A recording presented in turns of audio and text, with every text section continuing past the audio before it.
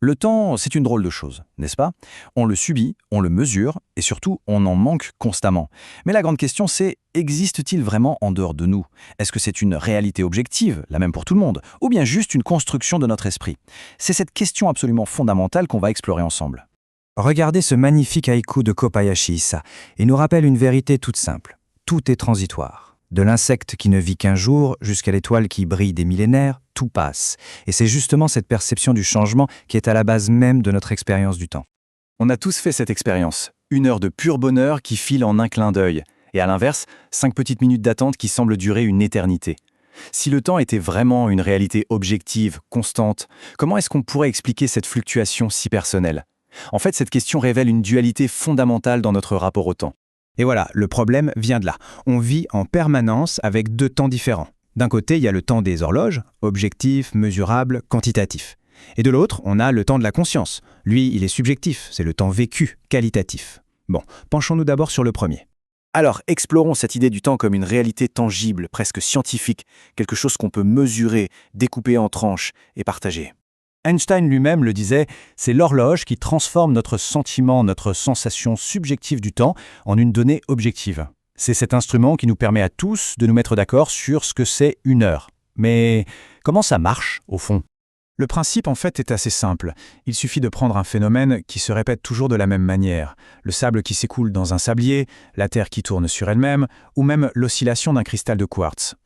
Ensuite, on décrète que la durée d'un cycle, c'est notre unité de base. Et en répétant ce cycle, on peut mesurer le temps. Le temps objectif, c'est donc une convention, une sorte de contrat basé sur un mouvement régulier. Mais attention, cette mesure objective, ce n'est pas juste une prouesse scientifique.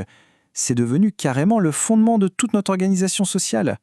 Pour un sociologue comme Norbert Elias, le temps n'est pas une chose qu'on découvre dans la nature, mais plutôt un outil qu'on invente. C'est une sorte de langage commun qui nous permet de synchroniser nos actions. Pensez-y. Sans ce temps partagé, impossible de fixer un rendez-vous, de faire partir un train à l'heure, bref, de faire fonctionner une société complexe comme la nôtre. Et cette invention, elle a toute une histoire. Le philosophe Dany Robert Dufour montre bien comment on est passé d'une multitude de temps, le temps des saisons, le temps religieux, à un temps unique, mécanique.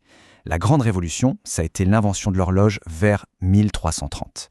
C'est elle qui a imposé des heures égales pour tout le monde et qui a complètement uniformisé notre rapport au monde. Ce nouveau temps mécanique, il est complètement lié à l'émergence de la société marchande. L'horloge, là, tout en haut du beffroi, elle symbolise ce nouveau pouvoir.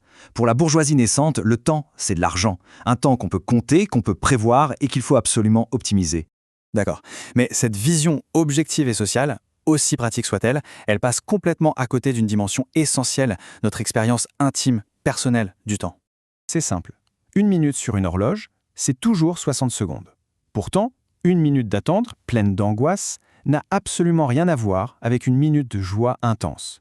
Le temps mesuré ignore totalement la couleur, l'intensité de notre vécu. Et c'est là qu'un philosophe comme Henri Bergson entre en scène, avec son concept clé, la durée. Pour lui, le vrai temps, ce n'est pas celui qu'on mesure avec une montre, c'est celui qu'on vit de l'intérieur. C'est un flux, un courant continu, qualitatif, et qui est propre à chaque conscience. Et pour nous faire vraiment saisir cette idée, Bergson utilise une métaphore toute simple, mais très parlante. Imaginons qu'on attende qu'un morceau de sucre fonde dans un verre d'eau. Ce temps d'attente, nous dit Bergson, ce n'est pas un temps mathématique, abstrait. On ne peut pas l'accélérer juste par la pensée. On est obligé de le vivre, de le subir, avec toute notre impatience. Et voilà, c'est ça la durée. Ce n'est plus un concept, c'est une expérience vécue. La conclusion de Bergson est assez radicale en fait. Le temps véritable, le seul qui compte vraiment pour nous, c'est cette durée intime. C'est une dimension de la conscience que les horloges et les équations scientifiques ne pourront selon lui jamais saisir. Alors comment on fait pour réconcilier ces deux visions? Le temps, il est objectif ou subjectif? Et si finalement il était les deux à la fois?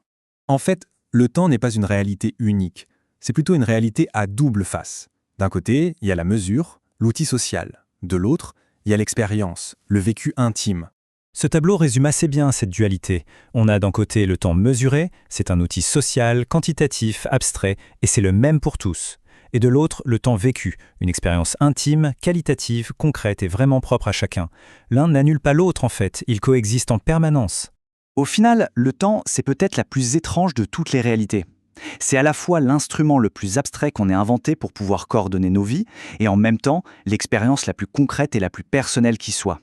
On a besoin de l'un pour vivre ensemble et on ne peut tout simplement pas échapper à l'autre pour exister.